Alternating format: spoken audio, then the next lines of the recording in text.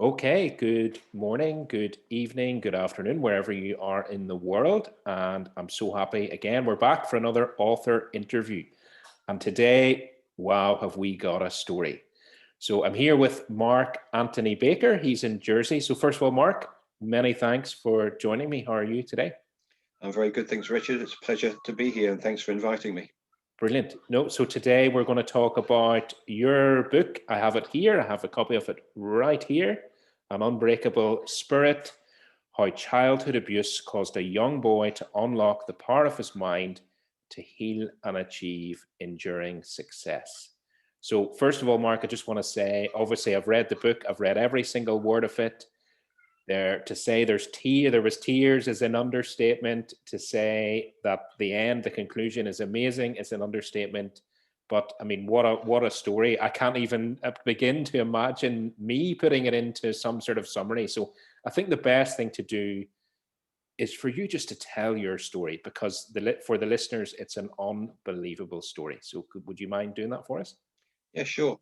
Well, I grew up in a very, as you know from the book, I grew up in a very abusive home. My father was a very violent man. He hated his life. I had a younger brother as well. I have a younger brother, but he hated his life. And what seemed to trouble him so much was that my life was still ahead of me, and that really didn't sit very well with him. So he kind of resented me because of all his mistakes and what have you, and not really being aware of it at the time. But he clearly had mental health issues as well. So we grew up with constant abuse in my house. Um, my brother wasn't ever hit by my father. It was just myself and my mother. But it just got progressively worse over time. It actually didn't start off with violence. It started off with cruelty. So he'd do things like we'd have a big like Christmas tree, holly tree, which was very sharp in the garden, and he'd give me a pound pocket money, but he'd put it right at the top of the tree, or right inside the tree as far as it could go. So I'd have to crawl into the tree and get cut to pieces by the bush to get the pound out and things like that. Or he'd do things like he adored my brother. My brother had piercing blue eyes, and I had brown eyes. So like anything I had that he could use to humiliate or demean me, he would do. So like he'd look at me and say, "Oh, look at your brother's shitty brown eyes.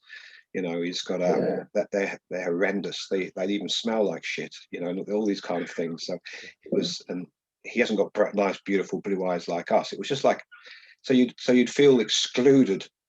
So you'd be in a situation where you're trying to be included by them, you know, because that's what you want as a child, doesn't it? You just want to be included by you just want to be loved and revered by your parents and cherished by them. So I had kind of the opposite of that. Um, Progressively, as time went by, he became more and more violent. It was constant. My mother used to work 7 days a week because my father wouldn't work. He just used to lie in front of the couch on the floor watching television all day long, and he'd just drink cups of coffee, and he'd never use the same cup twice. So by the time my mum came back from work, he'd be lying on the couch with about 15, 18 cups all strewn around him. He wouldn't even think about picking a cup up.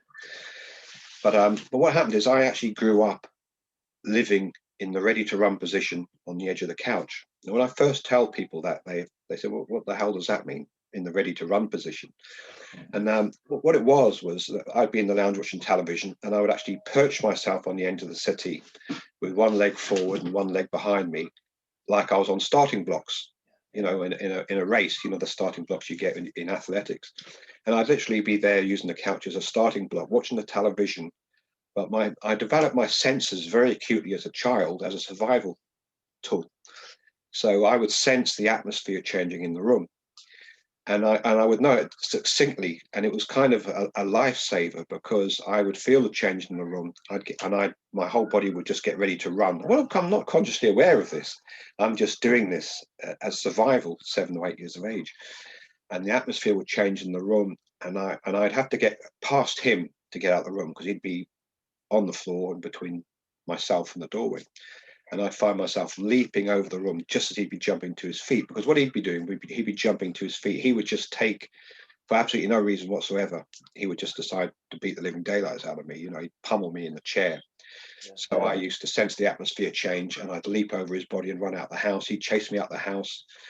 We'd run down the road, and because I was a child and he was a man in his 30s at the time, late 30s, he would not be able to catch me, and I'd get away, and I'd have to stay out the house for the rest of the day.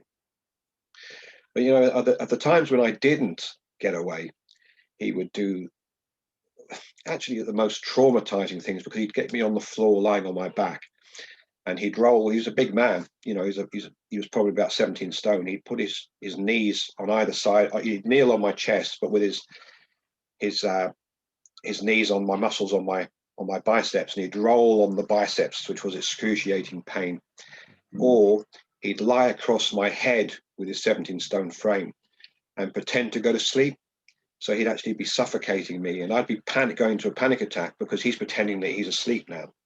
And then I'd be thinking I'm going to suffocate to death. And I just remember screaming, "Daddy, Daddy, Daddy, stop it, stop it, stop it. I love you," thinking that if I said I loved you enough that he'd stop. But he never stopped. He'd wait to the point where I'd be close to becoming unconscious, then he'd let me out. Now, we had a conversation before this interview began, and I said to you, sometimes I feel like I'm conning people when they read my book, when they say to me, "Oh, that was absolutely horrendous," because I think in my mind it wasn't as bad as what they think it was. But that's me. That's incorrect, and not them, because they are right. But for me, it doesn't register that way, because it was just normality to me. It was horrendous, but that was every day of my life for 16 years out of the first 2 decades of it. So you get used to it. It just becomes the way you are. And remembering this was going back, this was in the 70s. I was born in 65. So this was in the 70s. Domestic abuse wasn't an issue as far as the police were concerned. They had absolutely no interest in it whatsoever. In fact, that to the point where you couldn't call the police. I remember the one time they were called and they came to my house, and my mother you couldn't even recognize my mother. You couldn't see her face for blood and bruises, what have you. And I'd been beaten up as well. And I'll never forget it. And the police took him into the dining room and had a word with him. And basically that was it, have a word with him. Now, this has got to stop now. And then they left without any kind of intervention whatsoever. And then you're in real trouble now, because you've got to pay for that, bringing the police to the door. It wasn't with that kind of personality. There's no remorse for what they've done. It's you have to be punished for what you've done. So that's when the trouble really starts. But as things got on, things carried along that sort of vein. And one of the most memorable things I remember, for all of the wrong reasons, was I was 11 years old, and that was in the 70s. So I was 11, so that was like 76. And everybody in the 70s had long hair, as you recall. And ironically, my father had long hair as well. But I walked in the house and he said, "Get your effing haircut." I'm trying to be a little bit defiant at 11 years of age. I says, "No, you've got long hair. Why should I cut mine?" So I was sitting on the couch in a ready to run position. And this time I was too slow, and he jumped up, and he saw me getting ready to run, and he looked at me and he laughed, because he knew why I was getting in that position and why I was reacting that way. But he didn't come for me. He just left the room laughing his head off. So I was kind of semi-relaxed back into the chair, thinking that I just misinterpreted the situation. And then he walked back into the room with a rope, one of my mother's dresses, and a handful of hair grips. And he pinned me down on the floor, tore all my clothes off, put me in my mother's dress, tied my hands behind my back, and pinned my hair back like a girl. And then he left me tied up on the floor in the lounge. And then he disappeared for a few minutes. And he went to the garage, and he came back with this giant big butcher's hook. And he put my hands were behind my back and behind my head. And he put the butcher's hook in between the rope in my hands and dragged me outside, where my friends were waiting for me to come out and play. And then we had a bungalow, and he hung me from the gutter of the bungalow. And one of my friends most of my friends cycled off out of fear, but there was one guy that just was paralyzed to the spot watching me.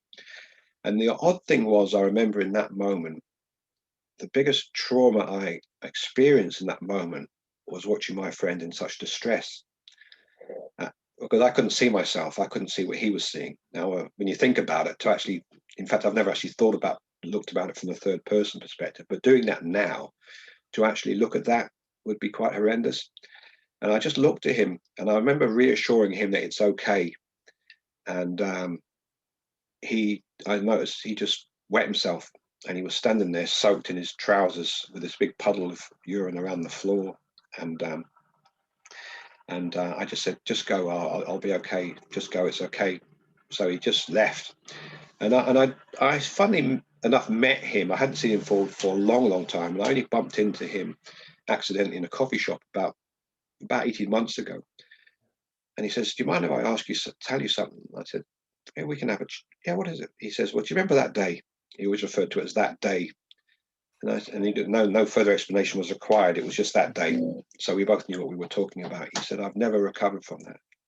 He said, that has followed me around for my entire life and affected everything that I've done. He says, because I just can't unsee that. So I actually worked with him a little bit. I gave him some coaching and helped him kind of deal with it, which was ironic when you think about it, helping somebody get over what happened to you. It's kind of interesting. But that was like that. Many things happened like that. And then eventually now I say fast forward. The one thing I want to share, because I'm remembering that everyone that was watching this hasn't read the book, obviously, which I hope they do read it. But I developed coping devices. Now it's actually quite strange. My mother worked 7 days a week, as I said. She was working 6 days a week. Then my dad would go out and buy himself a new Jaguar, and she'd come home and he'd say, "There's a payment book to pay for my Jag." So then she'd have to work 7 days a week. And I learned a lot about selling and things from my mother. My mum was a survivor, like I was a survivor, and she'd be at work, but she wasn't an educated woman as such, where she was working in finance or anything. She's a streetwise person, but she'd never followed that path. And she was a cleaner. So, cleaner's kind of a minimum wage job. So if you're doing a minimum wage job with a family of 4 and a husband that won't work, you've got to do a lot of cleaning.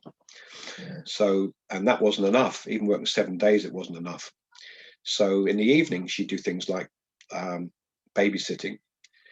And she used to get involved in these catalogues. I don't know if they still do them. So a lot of people watching this won't be familiar with them, but there used to be catalogues called Grattan's, Kay's, John Noble's, and things. I remember those, yeah. Which is a giant catalogue like this, and it's got everything you can ever imagine, from clothes to saucepans to push bikes to everything you could possibly imagine.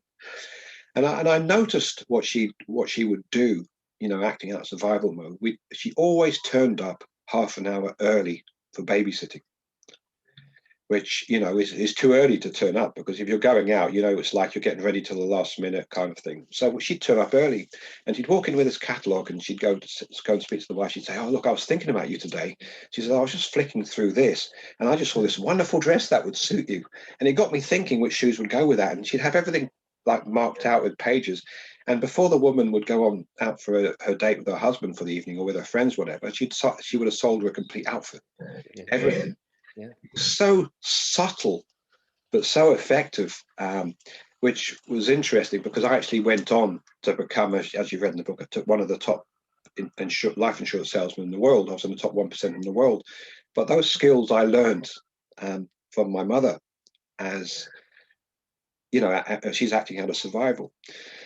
But there was one place she used to work, and there was a lawyer that owned it. It was a holiday home. I live in the little island of Jersey, and it was a big London lawyer, and he had this pretty much a mansion over here, which my mum looked after by herself. It was just one of her jobs.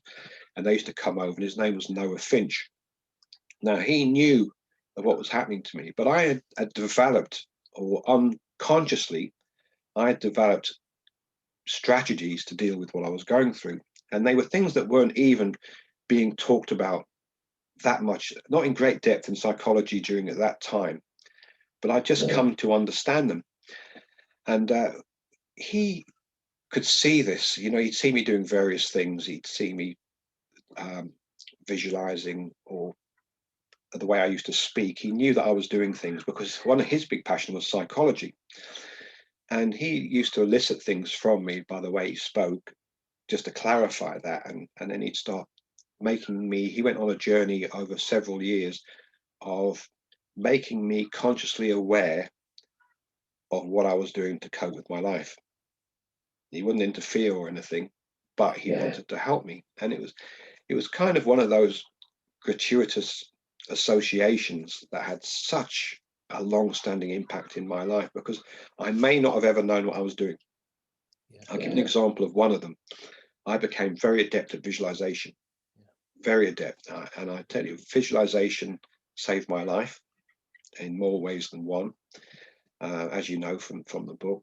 But it's one of those things that as children, we all use our imagination. And then there comes a time when we're actually ridiculed for it.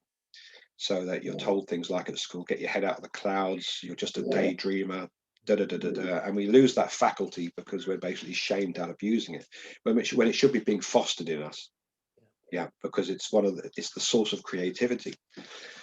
But what I used to do was, from a very young age, was I had this time in my head where everything would be okay when I became 20.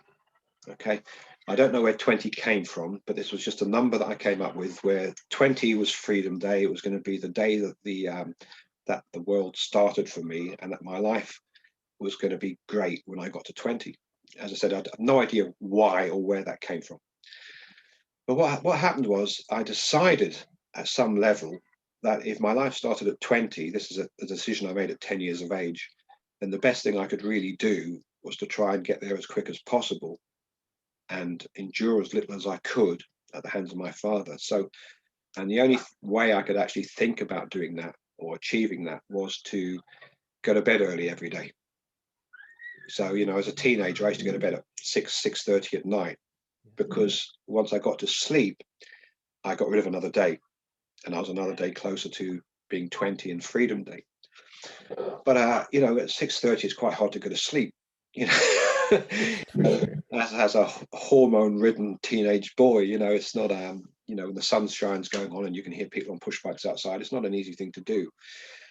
So I began to start visualizing, and what I envisioned was, and I had this vision from about the age of 10 or 11 every single night until I was 18 years of age. And the vision was, I used to visualize this bedroom. And in this bedroom, there was a double bed with this really beautiful woman in it with this long, wavy black hair strewn across the pillow. And to her right was a little toddler girl lying next to her mother, asleep with her arms flailed over her heads and her head turned to the side. And then to the right of the bed, there was a cot with a little tiny baby girl and another baby girl, with a little palm tree tuft of hair sticking out on the top of her head. And then the room was bathed in an orange glow. Why an orange glow? I had absolutely no idea whatsoever, but the room was bathed in an orange glow. Now, I stopped doing that when I was 18, because the reason why I stopped doing that when I was 18, because my parents finally got divorced, and the divorce came through on my 18th birthday. And it was quite strange, because I remember as we left the house and I was driving down the road with my mum, and I just looked out the back window, and it was like I was watching my life going away, because as bad as it was, that was my home, and that was my family, and my family was now finished, which was as devastating as anything that had ever happened. It was, it's just, you just always hope that things are going to change and everything's going to, just going to wake up one day and everything's going to be great. And I never thought about that vision again. But I fast forward a little bit. So I go up to 30 years old, and I'm a life insurance salesman. And I'm out selling life insurance to two aging hippies who are smoking hash for the entire evening. And the evening starts off very well, but the more hash they smoke and the more smoke filled the room gets, the less they're interested in discussing mundane things like life insurance, which normally would have been irritating to me to be in a meeting that dragged on so much. But I found myself, unbeknownst to me, relaxed in this smoke-filled room. No idea why that was. I eventually left there at about 11:30, arriving home shortly after midnight. And I was getting changed in the bathroom, and so I wouldn't disturb anybody. And I walked to my bedroom door, and I opened the door. And as I opened it, I just felt this shudder over my entire body, and every hair on my arm stood up on end.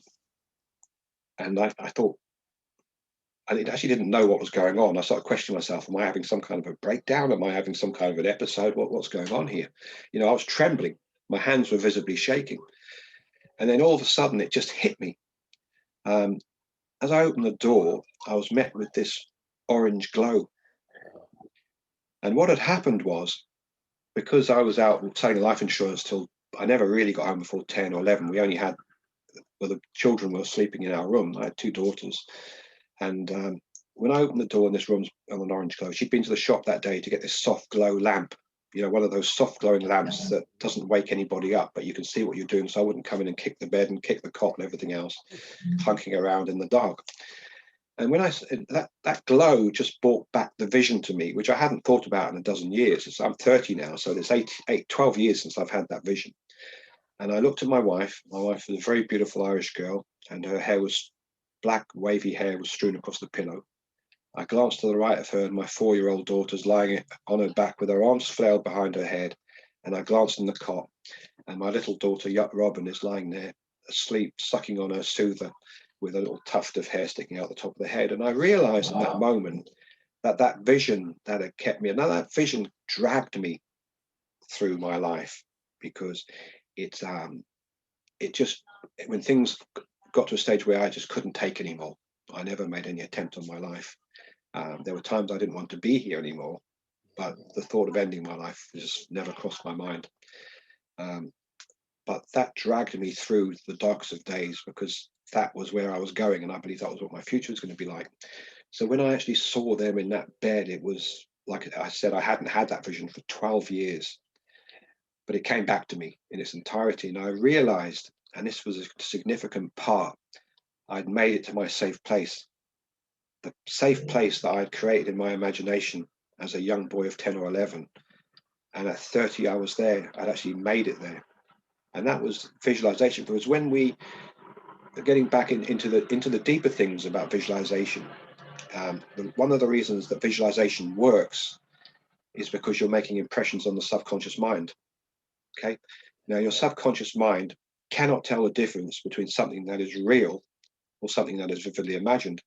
Now, when I do seminars and talks with people, one thing I get them to do is get them to relax and close their eyes. And I get them to imagine cutting a lemon. And I get them to imagine this lemon, and it's really squeeze it and how pimply it is. And saying to them, this is going to be the bitterest lemon that you've ever tasted in your life. And I get them to imagine cutting open with a knife. And they tilt their head back and they pour the juice into their mouth. It runs all over their face. And you can see people salivating. Yeah. Because this bitter lemon. I'm salivating now. I've done this. Me too. Still salivating. That's weird, yeah. But why is that happening? It's because your subconscious mind cannot tell the difference between something that's real or imagined. So when I was visualizing this little family of mine in the future, I was putting that impression on my subconscious mind. So it was dragging me towards it. And I ended up creating that exact situation. And one thing strangely happened, I was very, very vulnerable, especially with girls. I had no confidence whatsoever. If I went to a nightclub, 18 years of age, 19 years of age, 20 years of age, and asked a girl, plucked up the courage to ask a young girl for a dance, and she said no, I'd have to leave immediately and go home, because I get this ache in my heart where the pain was absolutely unbearable, and there was no point in me staying there because the night was ruined, and I would just leave. So I very reluctant to ask girls out, because they're just being rejected all of your life. The last thing you want is to invite more. You kind of avoid any kind of situation where you can be rejected, because and that's not consciously, it's unconscious. You're just not aware of it. You're not doing something, but you just don't know why you're doing something. So I was very much that way. But then I was out one night with some friends, and I turned around and I saw this woman, and I just knew the moment I laid eyes on her that she was going to be my wife. I just knew it. We were all, in my mind, we were already married. I just knew. And she turned around and looked at me, and we just locked eyes, and that was it. We went on a date the following day. We got engaged. We met on March the 10th, 1990. We got engaged on April the 11th, same year. We got married on July the 26th, the same year. And on honeymoon, we had our first child on the way. Wow. So we've been 31 years married next month. Amazing. And my oldest daughter's just had her 30th, and my little one's going to be 27 in August, and we've just had a little granddaughter. She's going to be 1 next month. But that vision was it wasn't similar, it was exactly what I envisioned all that years ago. And there was a point when I've said to you that I impressed this on my subconscious mind. I didn't know I was impressing something on my subconscious mind. I was just trying to survive. I was trying to get tomorrow, to get to tomorrow, to get to tomorrow, to eventually get to 20 where everything would be okay. So that was the only strategy I had. But that visualization was so incredibly powerful, and I've used it ever since. Can I ask you a quick question about that? Yes. So it's often a thing that I hear kind of debated about visualization. Where did you see the vision from? Did you see it out of your own eyes, or were you above the room, or were you in the room, or where did you actually see the vision from? If that makes sense. Yeah. It was, well, it's not. It does make sense because we're all different. We have different things. I mean, some people see it from through their eyes. Yeah. So they're viewing it from their own eyes.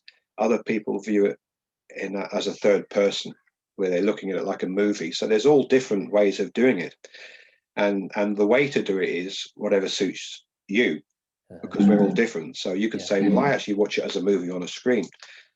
I wouldn't say, no, come inside your head and be there, because it doesn't matter. It's what you'll automatically do what works best for you.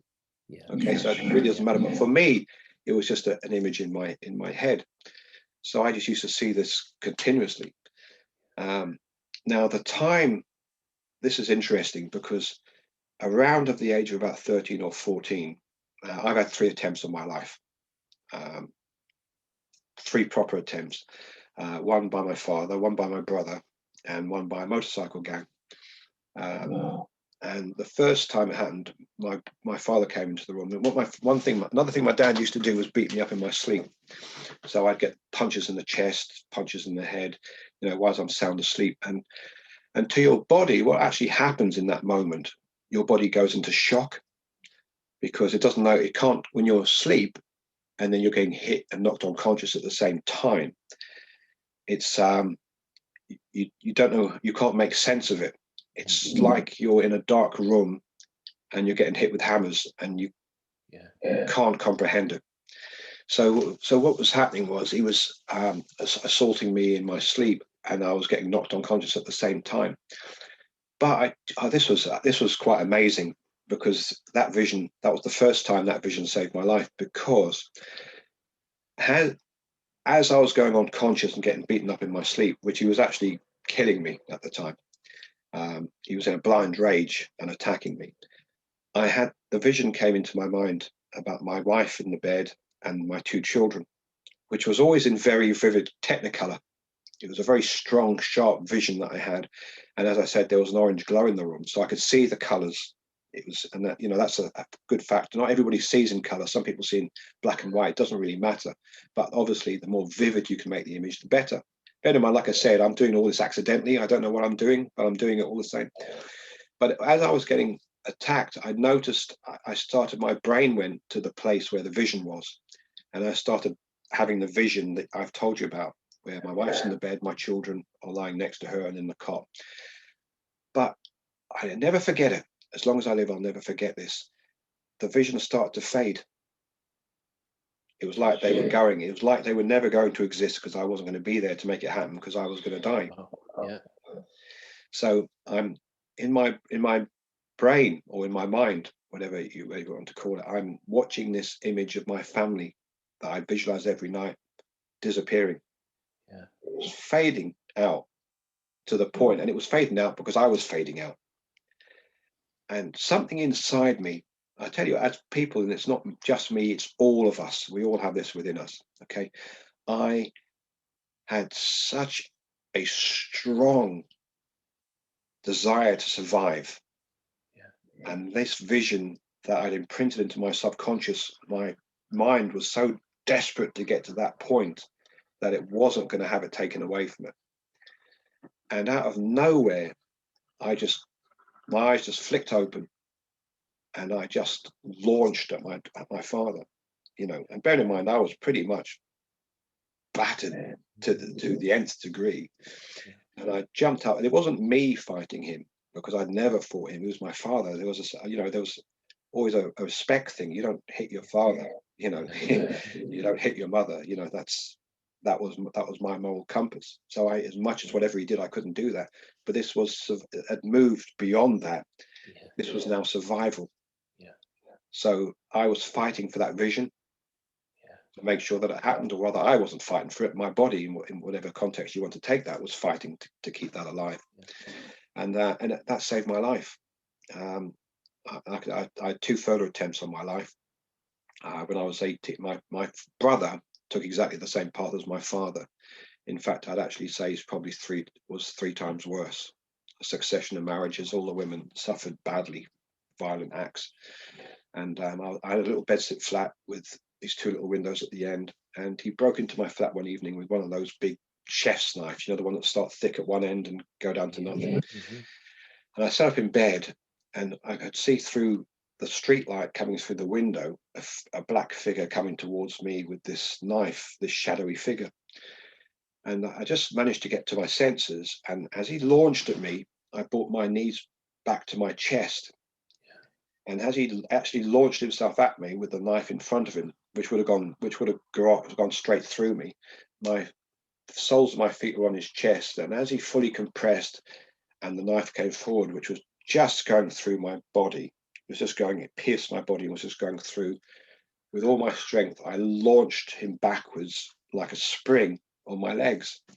And I never forget him hitting the wall, because the whole flat shook as he hit the wall. And I just remember him sitting there. It was like a scene out of Terminator where he gets shot to pieces and he shakes and stands up and comes for you again. Yeah. And he was exactly doing the same thing, but he was disorientated by this time.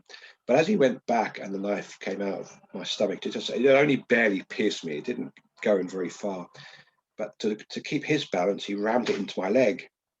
So he's going backwards and his leg's in my leg to balance. Wow. To balance him. That was the second time. And then the third time, I mean, one thing I got into as a teenager, once my parents got divorced when I was 18, I was looking to belong somewhere because I'd never belonged. So I started getting involved in gangs.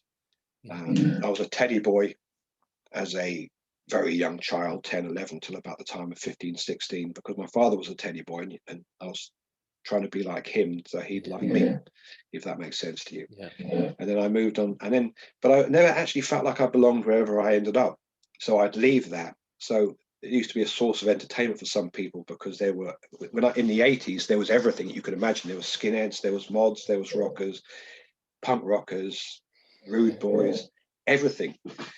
So I'd get involved in these groups, but I never felt as I belonged anywhere I went. Mm-hmm. So I'd leave that and think, well, maybe I belong there.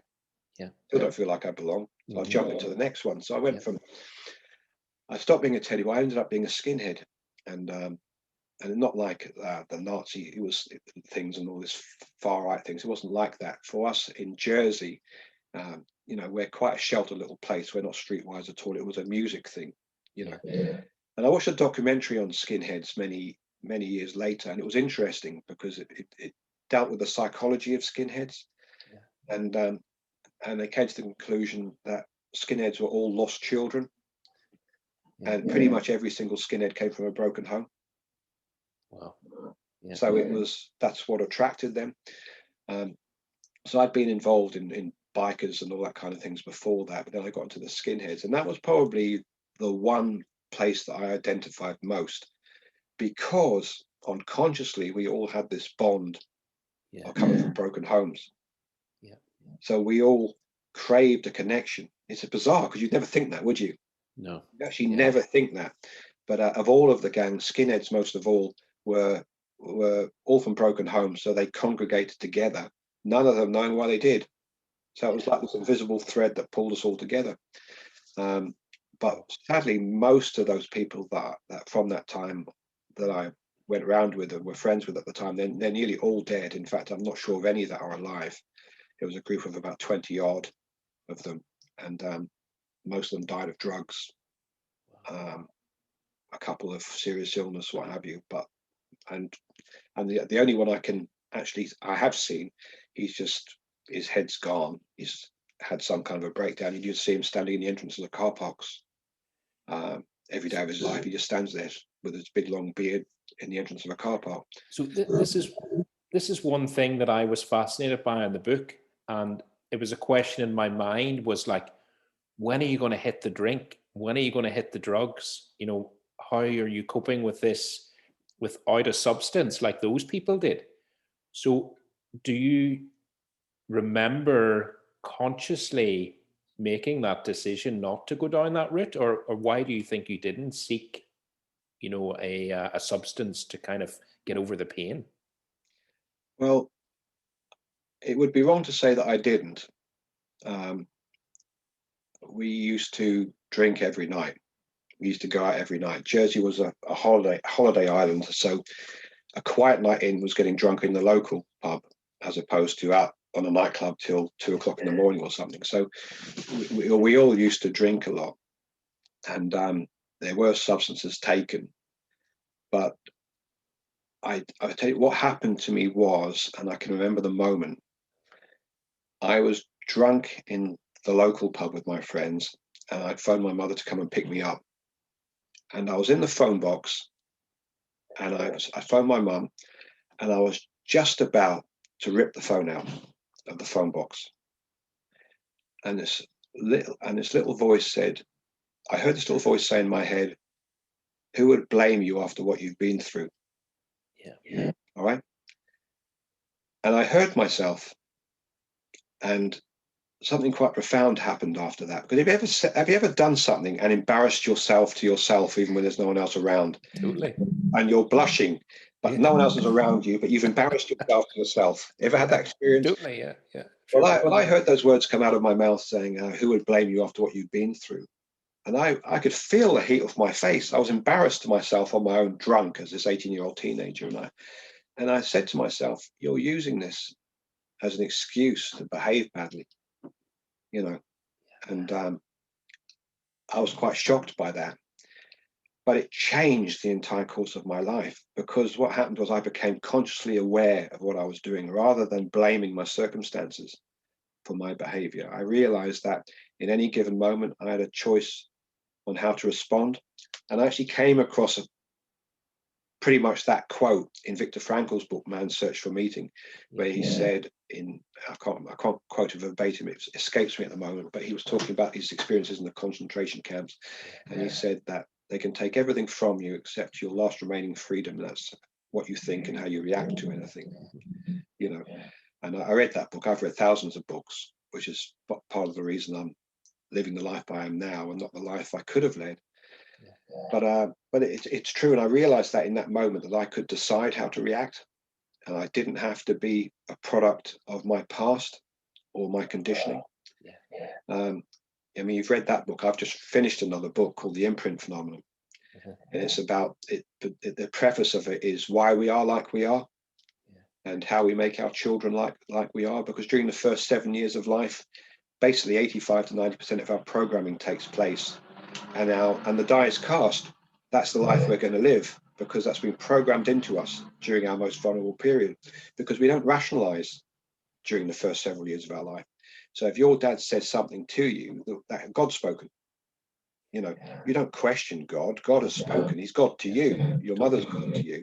And whatever you say, whatever they say to you, not just them, but authority figures, teachers, grandparents with influence onto aunts and uncles, whatever they say to you, you accept as the truth. Totally. Once you accept it as the truth, it becomes true for you, and it becomes a belief. Once it becomes a belief, it becomes the driving force in your life. And that's largely how you live. And we go through life living under glass ceilings, where we fail to achieve, or we fail to achieve as much as we could, because that the belief that we have, it's like a glass ceiling. The belief ceiling is here, and we can't go above it.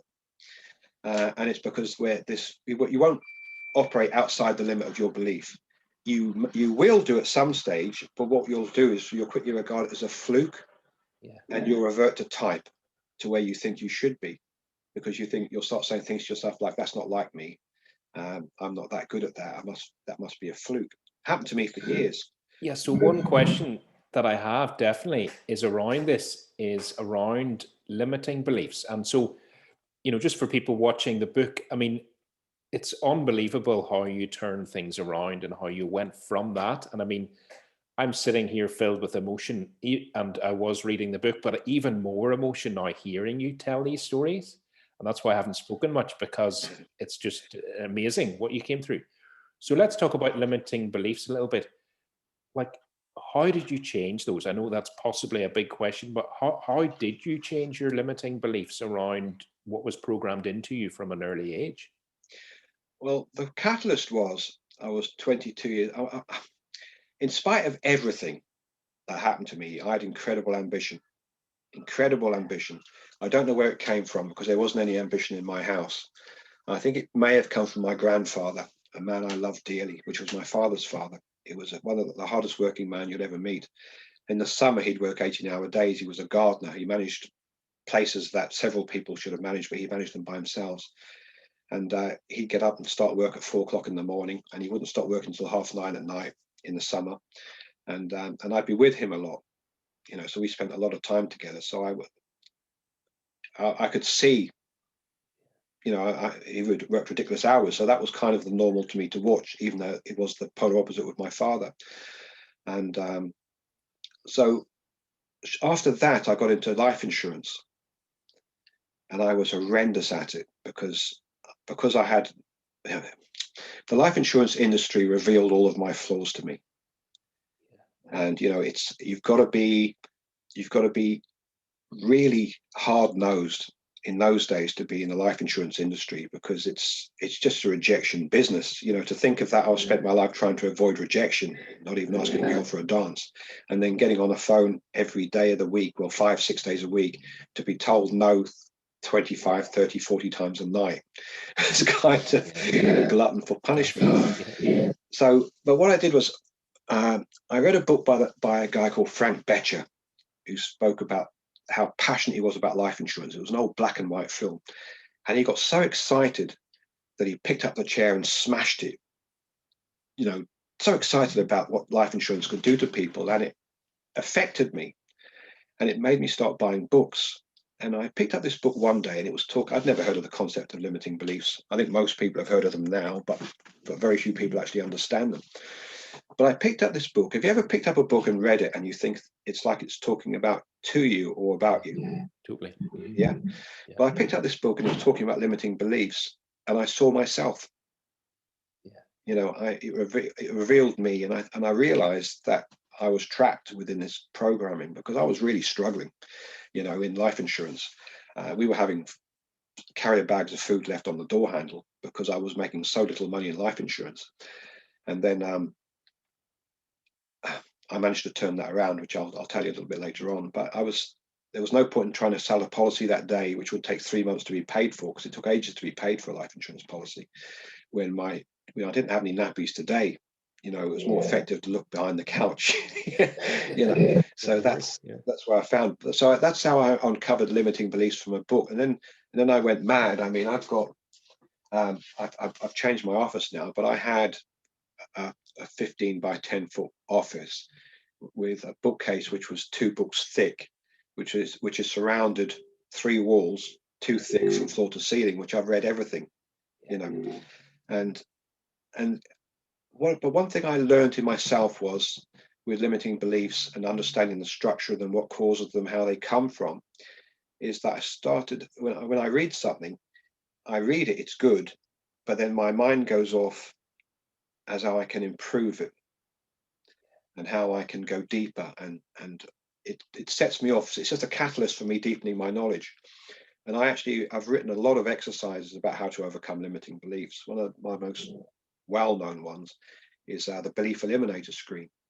And this is a really, really powerful exercise. Now, everyone listening or watching this has been through airport security at some stage. So you go through, and then you've got something in your pocket and it beeps as you go through, and then you have to pretty much get undressed before you can get dressed again and everything else. But I'd gone through this and I'd beeped, and my belt was off, my shoes were off and everything else, like happens to us all.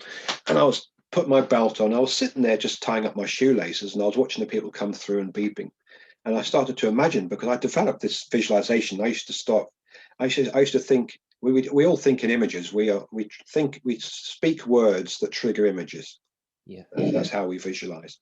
But I used to go off a bit further. I used to start going down a rabbit hole with what I saw. So I'd watch people coming through, and I just imagined something. I just imagined this screen, but it wasn't an airport security screen. It was what I later became the belief elimination screen. And so I invented this exercise based on that, which was one of the most powerful ones. And it's how I got rid of a lot of mine, bearing in mind that visualization worked very well for me. So what I do is I imagine this airport security screen, and it had, like, you know that very old-fashioned glass that you can't see through and everything distorts, like in an old-fashioned sweet shop or something. Mm-hmm. So Yeah. you could sense there was this field there. It looked like distorted old-fashioned sweet shop glass or whatever it was. And then what I do is, underneath this screen there was a tray. This is how I developed it over time. I've been doing this with clients for over 25 years now, with unbelievable effect. And so you walk up to the screen, and then you walk through this force field. Okay, but before you do that, you focus on where you think you're being held back, and you try and identify in your mind what the belief might be. What would I need to believe to think this? So you're basically getting to a core of what the belief is. And then you walk through the belief screen. And as you walk through, you kind of have to push through it. You don't just walk through it, push us through, because you've got limiting beliefs that are holding you back. Yes, that makes sense. So your limiting beliefs are physically holding you back. So you've got a physical and visual manifestation of this. So you're pushing through this belief screen, and it's going through slow because your limiting beliefs are holding you back. And as you walk through, you see this black gunge, which is representative of the belief, that drops down the screen into like a mechanic's tray, like the trays that they put under a car when they're doing an oil change, and let the oil run into it. So you keep walking around, and you keep walking through the screen until there's nothing left. And every time you go past, it gets a little bit easier to walk through, and there's less black stuff, and you keep doing it until there's no black stuff left at all. And then you pull the tray away from the screen, and you pick up one of those Zippo lighters, like in the movies. You remember in the movies where they flick the Zippo, flick the light, and they throw it into the house and blow it up? Yeah. Well, this is what you're doing with your limiting beliefs. You're blowing them up. So you throw the Zippo into the tray of limiting belief gunge, and it bursts into flames, and you watch it evaporate. And then you visualize all the good things you're going to be able to do now that this belief isn't in your life. So you're reinforcing what's possible for you by imagining a positive outcome for something you're going to attempt. So that's one of them. It's a very big subject, but I just wanted to share that exercise with you, because that's something hopefully people can listen to that a few times on this interview, then try it themselves. What would you say to someone who is thinking, well, what are my limiting beliefs, if they're not so aware of what exactly they are? Well, that's easier than you imagine, because all you've got to do is look at your own life and look at what's not working. Yeah. So if you're always broke, then you've got limiting beliefs about money. Okay. Now, an interesting analogy with that is people that win the lottery, sometimes hundreds of millions of pounds in America, or maybe 20 million pounds in England, or whatever, is that the vast majority of those people are bankrupt within 3 to 5 years. And it's not because they don't want the money. It's because they have issues with money at a belief level. So subconsciously, they're trying to get rid of the money in the most ingenious ways. Like a friend might say, oh, I love your Ferrari Testarossa. I've dreamt of having one of those all my life. Here, you have one of these. Have mine. I'll get another one. Things, ridiculous things. But they get rid of the money, or they give £1 million to all of their friends, and before they know it, they're absolutely broken back square. Once you could be limiting beliefs. So if you're looking at yourself and you say you struggle with money, then you might want to ask why. Because most of our beliefs about money, again, come from the imprint period, which is the period between birth and 7 years of age. But your beliefs about money are really just a reflection of your parents' experiences of money at that time. So if your parents were struggling to get by, and they verbalized it, which they did, they all do, mine did as well. You would accept that as a truth, becomes a belief for you, it becomes a driving force in your life, and that's how you live. So it'll affect you. So, I mean, in my book, The Imprint Phenomenon, my new book, I give a list of 21 common beliefs about money, and it'll be things like you've all heard, and I get you to tick which ones apply, which ones you've heard, and then underlines the ones that you actually repeat yourself. So you'll see how they play a part in your life. And we can think of a couple that come to the top of my head would be There's too much month at the end of the money. There's never enough. There's never enough to go around. Yeah. Um, money just makes people bad, bad, It's or the root of whatever. all evil. Money is the root of all evil, which is the most misquoted passage in the Bible. Money is not the root of all evil. It's the love of money that is the root of all evil. Yeah. So it's the most misquoted passage in the Bible. The rich get richer and the poor get poorer. There's a reason for that. It's because that's what they focus on. Yeah. The poor person is thinking about all the bills they can't pay, and the rich person's thinking about, how do I turn this, double my money? Yeah. So, we're thinking it's two different perspectives. We're prisoners of ourselves. We hold ourselves prisoner with our beliefs. So there'd be a belief issue. If you've got relationship problems, if you have trouble keeping a relationship, it's a belief that you have from something in your past. Yeah. With family, or your parents maybe got divorced early, and one of your parents may have said, "Don't ever get married. Stay away from women." It's whatever, God's just spoken. Remember. Yeah. So it becomes a belief. For sure. Relationships never work. Don't get involved. You're better off on your own. All of these kind of things. So, in answer to your question, it's just the easy way I say it is easy, because all you've got to do is look at the areas where your life isn't working as well as it should do. Yeah. And what would you say to people who struggle with health? If we talk a little bit about health, you have an amazing story around that as well, of overcoming health issues. So what do you say now if somebody says to you, "Oh, I have this awful health problem, how do I get over it?" I'm sure you're asked that a lot, are you? Or Yeah, well, every day. Now, there's two factors. There's multiple factors here. There's three factors that help me stay alive, and they were visualization, belief, and expectation. Okay. Yeah. Belief and expectation is the most powerful partnership in the world. The most powerful partnership in the world. And Dr. Henry Beecher from Harvard said, and I've quoted this so many times, he said, your belief as to whether you'll get better, in fact, your belief and your expectation as to whether you'll recover, are the biggest factors in your recovery over and above anything else. It's your belief and expectation. Okay. Wow. And your expectation, you see, what I'll do is we expect certain things to happen. And there's a great quote that just popped into my mind. It says, "We never get what we want, but we always get what we expect." Okay. Wow. And that sounds like a cliche. The trouble is, these wonderful quotes sound like cliches because we've heard them so many times, they just bypass our conscious field of awareness. We've heard them so many times, they have no impact. But they're cliches for a reason. We've never actually stopped and thought about what they mean, but we never get what we want, but we always get what we expect. Wow, that's amazing. And it's because your brain already expects a certain outcome. Yeah. So if you become seriously ill or have cancer or something and you don't expect to live, well, then you're unfortunately putting yourself on a path where survival is going to be impeded by that belief and that expectation. Yeah. And when I had, because do you want me to talk about that now? Yeah, for sure. I mean, I'm conscious of your time, but I mean, I'm absolutely fine. Yeah. I'm absolutely fine. But as you know, and no one watching this will know, is I had cancer in 2012. Yeah. And it nearly took my life because I was misdiagnosed twice. I was going into my doctor every week because I was feeling so ill. I felt like I was poisoned from head to toe. And I'd go in each week and he'd say, "Well, you would do, you're stressed." And I'd say, "But I'm getting drenching night sweats twice a night." And he'd say, "Well, you would do, you're stressed." "I lost 3 stone in weight." "Well, that's natural if you're stressed." Everything I said was just stress. And I was having full blood counts taken once a month. And a full blood count, by the way, isn't enough. No.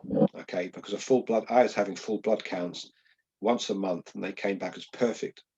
Yeah. So if it's a cancer, for example, you have to have a blood test specifically for that type of cancer before anything will show up. Yeah. So a full blood count really doesn't show very much. So I was falsely reassured by a blood test that couldn't show anything. And then I got a lump in pain in one of my testicles. Yeah. I went back to the doctor, "Look, I've got pain in my testicle." He examined me and said, "Oh, you've got a lump there." He says, "But I'm sure it's absolutely nothing. So to reassure you, I'll send you for a scan but he put it down as non-urgent. Mhm. Okay, so I had to wait 2 months for a scan, and I went into the hospital and I was misdiagnosed again. I don't know about you, if you've ever had, or anybody watching, you ever go and get a scan in hospital, you're pestering the radiologist or the scanner to say, am I okay? Am I okay? Is everything all right? And they go, yeah, yeah. And she said, and I'll never forget, she said to me, no, you're absolutely fine. She said, we don't normally say anything, but all this is showing is an increased heat in the area of your testicle, which indicates an infection. They gave me a 6-month course of antibiotics because the testicle is an extremity. So it takes a long time to treat an infection in there. So I had to wait I was given a 6-month course of antibiotics, but my gut told me that there was something wrong. Yeah. Okay. I didn't accept that. So what had actually happened was I broke the cardinal rule. What's the cardinal rule? Google. Google your symptoms. So I Googled my symptoms and I just came across this forum, and this guy posted the very same symptoms as me, which wasn't very helpful at all, because Right. it was the same symptoms. It didn't offer a solution. And what happened there was I was just about, my finger was going down to press escape to leave the site. And Yeah. I was this close. That's how I was this close to death. Okay. Because if I would have touched the button, I wouldn't be here today. Wow. Just as I was about to press the button, like a miracle, if you like, a reply came back from a doctor. He was asking about his situation. And the doctor said, I don't like the sound of this. I think you've been misdiagnosed. Wow. He said, don't quote me on this, but I want you to do this. He says, I want you to go into the accident and emergency department of your hospital tomorrow. I don't want you to tell them that you've been diagnosed with something already. Not talking to Yeah. me, he's talking to this other guy. Mhm. I don't want you to say that you've been diagnosed with something, or you'll be dismissed as a hypochondriac and sent home. Yeah. Now, he's talking to him, but he's also talking to me, Yeah. because those were the exact words that I should have been told. Yeah. But he was telling me by talking to somebody else. So the very next morning, and I've only been just diagnosed with an infection today, Yeah. okay, and which was a death sentence, because what I had needed to be discovered in 4 to 6 weeks to have any chance of survival. Wow. I had lymphoma, which is cancer of the blood, for 14 months. So when I eventually, so I'll just come back from that a little bit. So I went into the hospital. I said, I've got a pain in my testicles. They said, have you ever seen anyone about this before? I said, no. Yeah. A very young junior doctor examined me. He felt under my arms and in my groin. He said, oh, your lymph nodes are up. I'm a bit concerned about that. I'll go and get the oncology surgeon. I had no idea what oncology meant at the time, Yeah. which is cancer. Yeah. So this chap came in his coat. He was just about to leave the building, and he examined me. He didn't say very much, but he said, come in and see me on Monday in my clinic. Went into the clinic on Monday. He said, really sorry to tell you, you've got a tumor. He said, and it needs to be operated on urgently. Now, I was only supposed to be starting to take antibiotics. I hadn't even got the prescription yet. Yeah. Um, and if I would have accepted that, I wouldn't have actually lived long enough to finish the prescription. So I went to see him on the Monday. He says, you've got a tumor. He said, we need to operate. And he said, it's urgent. We need to get it out right away. Tried and get me in every day that week, but couldn't get me in. On Friday, he said, look, sorry. He says, I'm going away for a month, but this can't be left. He said, I'm opening up the theatre for you on Saturday morning. So I went in with my wife. Never great with hospitals, always hated hospitals. And I'm following him down the hallway, taking off his coat, looking back at my wife, and she's ushering me forward to go, because I wanted someone to say, no, you don't have to go. And I'm sitting outside the theatre, and the anaesthetist is waiting there with me. And it was an Indian lady. And I said, would you say a prayer for me? And she smiled and said, I already have. Now, in post-op, he came out to see me and said, good news, I've got everything. It's all gone. He says, but we just have to send the biopsy away to Southampton for a biopsy to be checked, and to make sure, just to check. It's about 99%. There's nothing for you to worry about. But I still had a gut feeling. Intuitively, I knew that it wasn't right. I still knew at this stage. And I had to wait 2 weeks to see another specialist. And when I walked into the room, he was putting on his coat and grabbing his case to walk out when we had an appointment. And like, he was in a rush, didn't really want to see me. And he just said, bad news, Mr. Baker, you've got lymphoma. And I said, is that curable? He says, couldn't tell you, not my field. And he walked out the room. And so I was left there. I was partially fainted. And my wife brought me around on her own. We were just left alone in the room.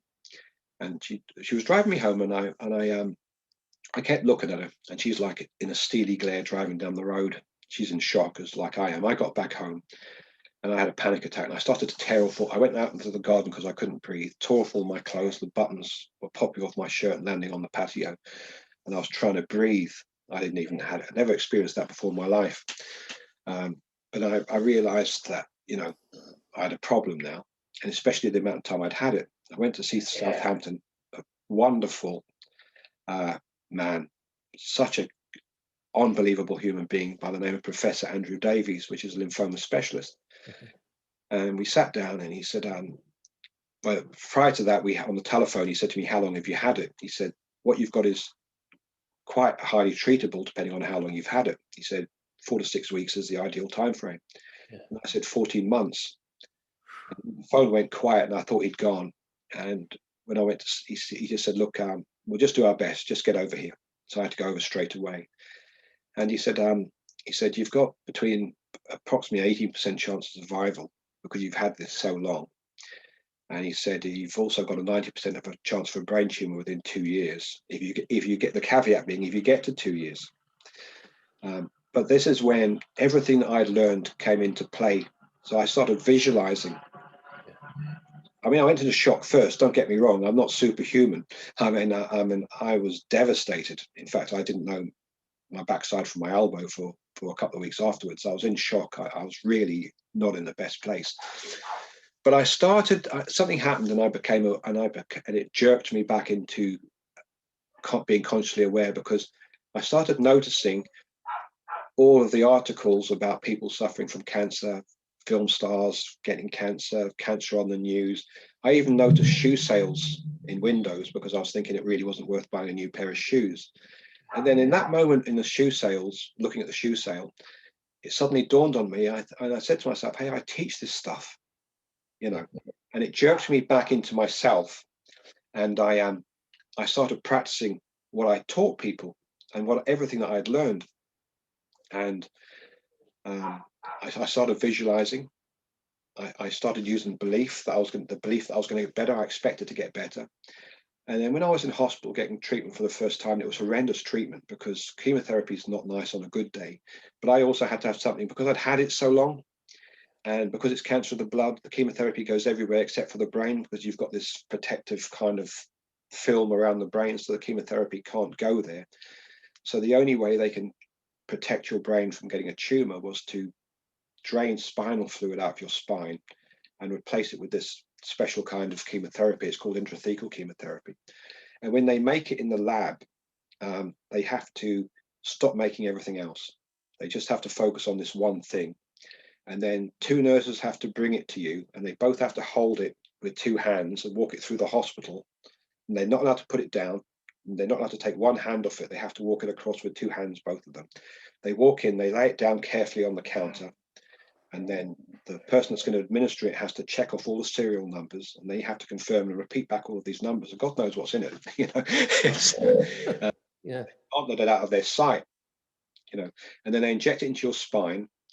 And what they never said was you have to lie still for 2 hours after having it. They just told me to get up. They've got someone else to treat. And because if you don't lie down, you pretty much lose your sight for a fortnight. It's like it's all shapes. You can't see very much. You get these piercing headaches, which is like getting a 6-inch nail hammered through your skull. And then after the second week, it starts to get better. And then at the beginning of the third week, it starts to get better. And then at the end of the third week, you're going back to do it again. And you have to do that for 6 months. So it was a different kind of hell. But it's just at the time, it's just something that you're going through. But I was sitting in my bed one day, and I was chatting to this young woman. She was only 26 years old next to me, and we both looked like two inmates out of Auschwitz. We were skin and bone. Both of us had no hair. We had big black panda eyes. And if you were a betting man, and we were in the Grand National, you wouldn't be putting your money on us. So I turned to Annie and I said, because I just want to help people, and my belief and expectation was that I was going to get better. Yeah. Okay. Now I believed and expected that without doubt. There was no second option for me. I was getting better. I had children, I had a wife, and had no intention of dying. Yeah. To the point where it didn't even register as a possibility. So when I was in the chemo ward with patients all around me, I used to weep for them. Yeah. Because I was worried about them, because they didn't know what I knew. Yeah. So I turned to Annie one day, this lovely young girl, because you tend to be treated with the same people, so you're all on the same cycle, so it's all the same people in the same room at the same week of the month, whatever it is. I turned to Annie and I said, I started talking to her about belief, and she started to cry. And I looked around, and I'm getting these daggers from everyone else in the room, thinking, what the hell is he saying to the poor young girl, you know? Yeah. And I started talking about belief. She started to cry, and she said, do you know what? If you'd have told me this 6 months ago, I would have believed you. She says, because she says, I believed with all my heart. Yeah. And I expected to get better. Belief and expectation, yeah. Yeah. And she says, I confounded my doctors because after 3 months, nearly all of my tumors had disappeared. She had multiple tumors in her torso. Only 2 remained. They had both shrunk in 90% of what they were previously. And she seemed to be going into remission. Uh-huh. And then one day I said, well, what changed that? And then she started to cry again. And everyone's looking around at the daggers, God, he's upset her again, that kind of thing. But we just, I wasn't actually at all. And she said, I was in for chemotherapy 3 months ago. And the nurse said to me, how are you getting on? And she said, really enthusiastic. I said, really enthusiastically, I'm great. I'm going to have this beaten in no time. And the nurse looked at her really pitifully, and she walked over to her and she cupped her hand in between her 2 hands. And she said, don't get your hopes up, my love. You've got a very aggressive form of cancer. Oh dear. Yeah. Okay. And remember, as far as beliefs are concerned, that's an authority figure speaking. Yeah. Mm-hmm. So she accepted that as the truth. And it became true for her, because immediately her tumors all started to return. She said, after that happened, all my tumors came to return. And I explained to her about beliefs. Wow. And I explained to her that the nurse was an authority figure in her life, and it's understandable what happened. Yeah. As I started to chat to her about this, I could see her posture changing, and I could see this look of dread in her face lifting, and like she was transforming in front of my eyes, because it made perfect sense, because it was the truth. And while I'm talking to her, this nurse she's got a tray of these horse syringes, and 2 of them are red. And I call them horse syringes because you'd imagine that the horse was going to be administered with these, because they were so big. Yeah. And 2 of them had this bright red liquid in them. And she emptied some syringes into me, and then she was just about to put the red. Sorry, this is a bit later. I've skipped a bit further forward. So the nurse went around and she started talking. She's listening to what I'm saying to Annie. And then she walked around every single bed in the room. And as she did, all of these people picked up their drips and came over to me and stood around my bed. Yeah. And I started giving them a talk on the power of belief and expectation. Giving a seminar for your bed? I was doing a seminar with all getting drips of chemotherapy put into me, giving a seminar on the power of belief and expectation. Yeah. And it was the most wonderful experience I've ever had in my life, because there were people starting to cry. It makes me emotional to say it, but there were people starting to cry, not because they felt hopeless, but because they felt hopeful. Yeah. Because this was the one thing that no one was saying to them. Yeah. Okay. And somebody, and sometimes you get people say to you, well, you shouldn't be saying that, you're giving people false hope. Well, that's not false hope, because they just don't understand what you're talking about. They don't understand the concept of what you're talking about. And besides, if you think about that, it's not false hope, because if you feel hopeless, it's over. Yeah, you've none at all. Hope is what drags us through things. Yeah. A better day. That's what takes us beyond our circumstances. It begins with hope. We have to have hope. So that I actually understood in the chemotherapy wards the saying, where there's life, there's hope. Yeah. Because once you stop breathing and the heart stops, that's the only time there's no more hope. Yeah. Because there isn't a cancer that hasn't been beaten by somebody somewhere. So why not you? Yeah. And if you're here and alive, you have a chance to beat it. It's not just cancer, it's whatever serious illness that you have. Yeah.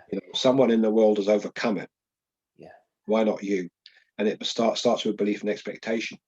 Now, fast forward 2 years, I hadn't heard from Annie. She managed to get hold of my details from the hospital. They don't normally give them out, obviously. Yeah. And what you don't do in a hospital is you don't take names and numbers of people at the time, Yeah. because that's detrimental, because a lot of those people are going to die. So, which impacts you negatively. So you just don't take names and telephone numbers of people. You don't, because you're just taking on more for yourself. But she found me, and it was Christmas. It was about 6 years ago now. And she called me, and she goes, "Hi, Mark, it's Annie." And I didn't quite recollect. She goes, "Annie, we used to sit together in chemotherapy." She said, "I just want to tell you," she says, "I'm in remission again. I did everything. I did the visualization. I learned about belief. I've studied belief ever since you brought the concept to me. Wow. But it taught me about the power of expectation." She said, "I've done all of that." She says, "All of my tumors have gone. I'm in remission. I think there was one left, but it was benign. But I'm in remission." And she said, and the thing that she said that upset her most was her dream was to get married and to have children. Yeah. You know, and she said to me, she said, I'm engaged. I'm getting married next July, and I'm pregnant." And I didn't speak to her for a couple of years again. I spoke to her not last Christmas. It was a Christmas just before COVID. So what's that? 2019. She called me again, and she said, "I've got two little girls. One's 5 and one's 2. She says, "We're married." And she says, "I've got the little cottage in the countryside that I'm visualized, doing all the visualization that we went through together." Amazing. And it was Amazing. wonderful. Just a shiver down my spine there. Yeah, I get the shivers down my spine every time I tell that story. Yeah. And it was just, we are powerful beyond words. Yeah. We have power in us, but we don't know it's there. And most people suffer from lack of belief at some level. Yeah. At some level, it's either chronic or mild, but it's there for everybody. Even the person that's hugely successful may be lacking in his relationship side of things, whatever. It's we all have it. Yeah. We absolutely all have it, and we can all do with getting a little bit more belief. Amazing. Mark, this has been absolutely fantastic, and I'm definitely have no doubt. I mentioned to you at the start that my goal of what I do here with these interviews, if I get a message from one person saying that's what I needed to hear, then as far as I'm concerned, it's a success. But I know for a fact that when I share this, I'm going to get a lot of messages from people saying this is so helpful. Now, there's one more question before we finish up that I was really intrigued about in the book. And for some reason, whenever I got to the stage where you had your daughters and things, the question that I had was, have they read the book? Do they know your full story now? And how did they take it? And I'll answer that, and then I'll finish with one other thing I wanted to tell you, which is significant. But no, they won't read it. No? They won't read the book. My wife hasn't read it. My children haven't read it. They don't want to read it. They just don't want to. They don't want to hear something they can't unhear. I can understand that. Yeah, I can understand. and that's fine, and I respect that. And I've never forced it on them. I gave everyone in my family a book, a copy of it, which I dedicated to them, because it was, I thought writing the book was an achievement for me. I planned on writing a book for a long, long time. So they've got a copy, but they won't read it, which is fine. I just want to have a copy of the book, knowing that I wrote a book, and that's as far as it goes. And maybe they will one day, maybe they won't, but I won't ask them if they have. I understand that. Just in summary, on the one thing, which is at the end of the book, is that in spite of everything that happened with my father, I end the book. Should I tell them that, or should I just leave that for you to read that? Yeah, no, I think it could provide intrigue to definitely read the book, because it's a great story. I end the book declaring my love for my father, and my gratitude to him. And you might watch this and think, well, why would you be grateful for the hell that he put you through? And he did put me through hell, because if it wasn't for my childhood, I wouldn't be here today. Because if I hadn't been through what I went through, and would have been crippled by limiting beliefs and a lack of confidence and everything else that went for it, but it was a smorgasbord of things. It wasn't one thing. But the critical thing for me was a lack of belief in myself. If I hadn't have gone through that, I would have never studied limiting beliefs. I would never have studied expectation theory and the power of expectation. Okay. And if I hadn't studied belief and expectation, expectation and belief saved my life. Mhm. Yeah. But my father introduced me to belief and expectation. Yeah, because of what he did to me. Yeah. I would never have studied it otherwise. So the way I look at it is like this: I'm grateful to my father, because the important part of my life, most significant part of my life, and the most important to me is my marriage and my children. And I would not have lived very long with them. I say not very long with them. The youngest one was, I think, 9, 10 at the time. But they would have lost me in a very short journey of our life together. So by learning what I had to learn to get through what I had to get through, allowed me to stay with them. So if I had to endure all of that to remain here with them today, then that was a price worth paying, and I'd pay it again. But I can't say that without acknowledging gratitude to my father, because I'm sure it wasn't his intention, but regardless of the fact, Mhm. it put me on a path that I would never have gone on otherwise. Wow. I'm eternally grateful for that. Wow. Amazing, amazing stuff. And yeah, it's hard to define enlightenment, but to me, that's got to be close to enlightenment, getting to a stage where we can be grateful for absolutely everything in our past and be totally at peace and totally at freedom from it. It sounds like you've achieved enlightenment in terms of that anyway, which is unreal, totally unreal. As I said, I'm nothing special. I'm the same as you, and I'm the same as everybody that's watching this. We all have our challenges to overcome. But I think the main problem with people is that they all, at some level, underestimate the power that is within them. People have no idea how strong they are and what they're capable of overcoming. Yeah. Everybody. Yeah. And if there's anybody watching me saying those words, saying, "Yeah, it's all right for you, but that wouldn't work for me." Yes, it would. You have a spirit within you that transcends anything you might think about yourself. There is power in you that you can't even conceive of. But if you call upon it, it's there. You can use it to get to anywhere you want in life. Yeah. You can. Brilliant. There's a saying that says, if this doesn't kill you, if what doesn't kill you makes you stronger. Yeah. And it's true. And nothing's killed you so far if you're watching this. So you are stronger. Brilliant. I guarantee you've been through a hell of a lot of crap, because everybody has.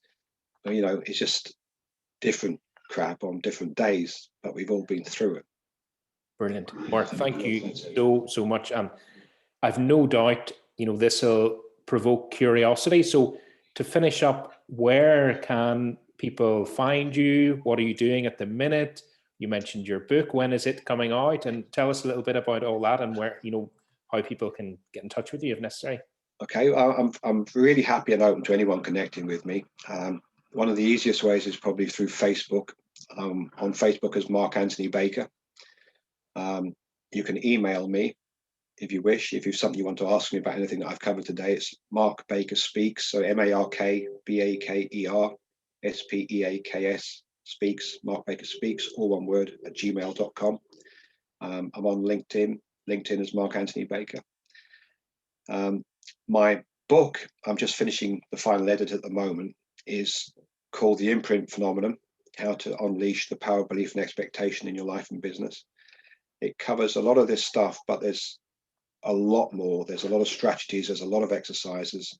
As you can imagine, there's a lot of personal examples and how I used it to discover something, and what I discovered, what I created from that, and how you can use that. I'm really excited about the book. Really excited about it. I think it's going to be transformational. But it goes hand in hand with something else, because I've actually invented a tool that helps instill belief in people, but especially in children. And I can't say too much about it yet, but it's all going to stay in contact with me and you'll know about it. This really goes. Well, how can you invent a tool to instill belief? Well, I did. I did, and it was inspired by what I didn't want to go through what I went through, and I wouldn't wish any child to live a limited life because of limiting beliefs that are programmed into them. So I created something where parents can actually consciously create empowering beliefs in their children, and it will transform their lives, but it'll also work for adults as well. So it's all part and parcel with the book. I'm incredibly excited about it. Brilliant. And when can we expect the book? The book might be out slightly beforehand, but the book with the invention is going to be out around September. So September 21. Brilliant. But if you email me, keep in contact with me on Facebook, then you'll know. And I really hope you look at it, because it will make a big difference in your life. That book sounds absolutely fantastic. Personally, sounds something for me that I can't wait to read, but it's also something I can't wait to share with the book club. So for sure, I'd love to do a follow-up after that comes out and do another conversation around putting that into action. But for now, Mark, thank you so much from everybody. This has been truly, truly powerful. Absolutely amazing. So yeah, thank you so much for your time. And I can't wait to share this with everyone. Thank you for having me. Cheers. Bye. Bye-bye.